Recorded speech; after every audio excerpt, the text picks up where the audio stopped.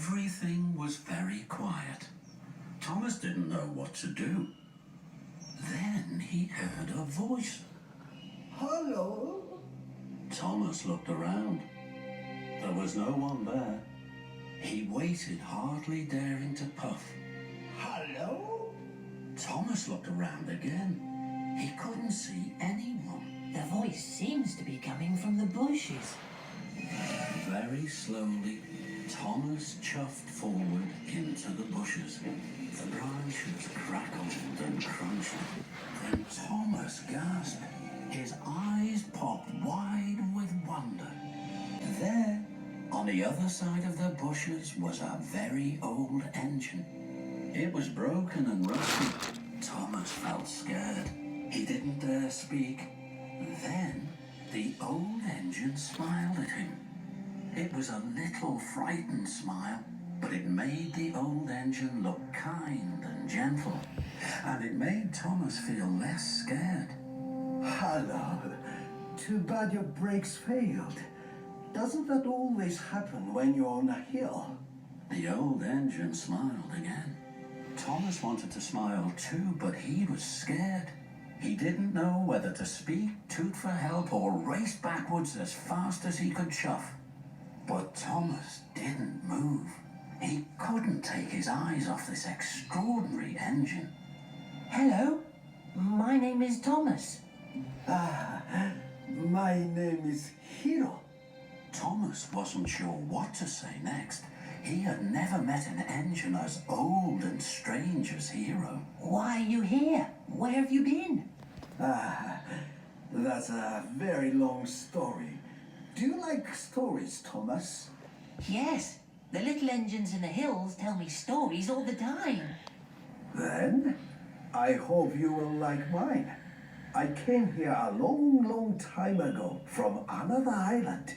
I was one of the first steam engines to arrive on Sodor. Thomas was amazed. Where is your island? My island is a long way away. There are mountains and snow and sea. There are lots of railways. I was the strongest engine at home. I was called Master of the Railway. How did you get to Sodor? I came in a very big ship. The journey lasted many days and we sailed many seas.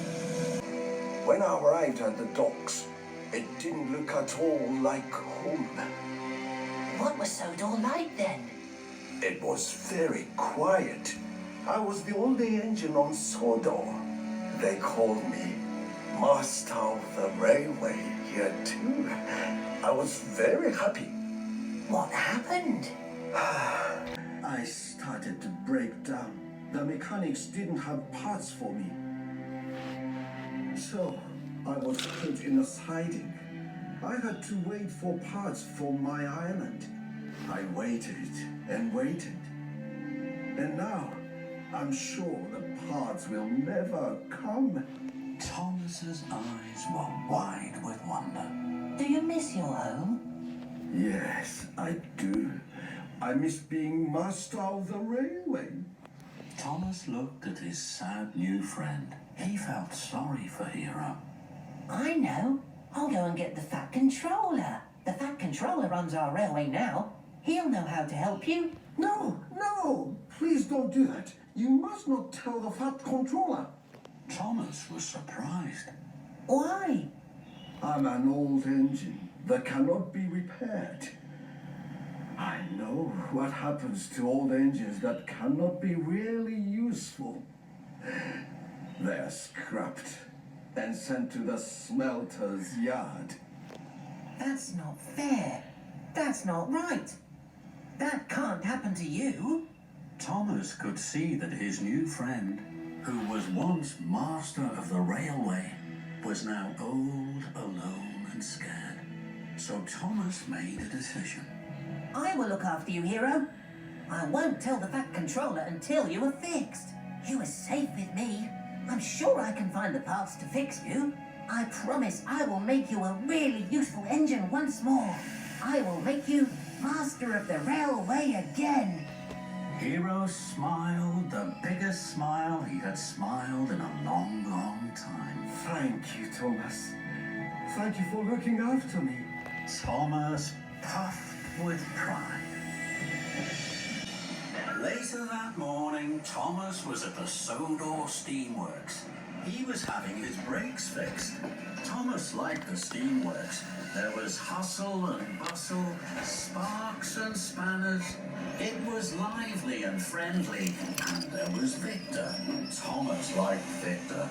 Thomas, tell me, my friend, what were you doing there in the middle of nowhere, pulling 7 loaded flatbeds? Are you crazy? Next time Spencer tells you to do something silly, do me a favor, will you? Say no. Okay, Victor. Thomas had almost forgotten about the contest with Spencer. His boiler was bubbling with excitement over Hero. He wanted to tell Victor, but he knew he couldn't. Other engines might hear, and then someone might tell the Fat Controller. So, there you are, Thomas. Broken down, I see. 7 flatbeds must have just been too heavy for you. Good morning, Spencer. Well done. Spencer was amazed. He wasn't expecting Thomas to be cheery. What did you say? I said good morning and well done. Do you have a job to do, Spencer? Or are you just going to stand here chatting? You're taking up a lot of track. Spencer was shocked. No one speaks of me like that. Then Spencer slid away, sneering. He's all silver steam and bossy boiler, that one. Thomas laughed. He liked Victor. Okay, my friend, you're all fixed. Please stay away from Mr. Silverstein. The Fat Controller needs you on your branch line. Thank you, Victor. Sorry, boss. Oh, Kevin, what are you doing? How many times do I have to tell you? You don't drop things, you lower things. Slowly, slowly, gently, gently. Yes, boss. Sorry, boss. I was trying, boss. Just to slip me up. Behind Kevin, Thomas saw something very interesting. A wagon with an old piston cylinder on it. That would be good for Hero. I wonder if Victor would let me have it. Thomas puffed away excited. That afternoon, Thomas was busy on his branch line. He wanted to finish his jobs as fast as he could puff. Tell me all about the contest, Thomas. I'm sorry, Percy. I can't stop.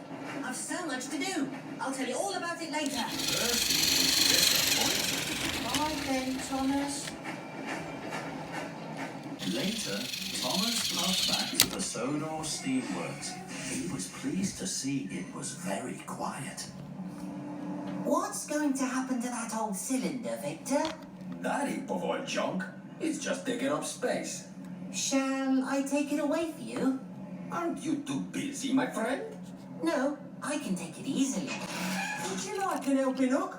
No, thank you, Kevin. So Thomas was coupled up to the flatbed, and he chugged cheerfully along towards the track that led to Hero. Then he heard the clatter of wheels and pounding pistons of a big engine behind him. It's Spencer. I don't want him to see me. He'll wonder what I'm doing with this old cylinder. Thomas huffed and puffed as fast as he could towards a siding. His boiler bubbled and exploded and stopped. Tall trees hid Thomas from the main line. Spencer's rattle and roar was closer and closer as it rolled by. Then Spencer stopped and reversed. He was on the other side of the trees for Thomas. Thomas hardly dared puff.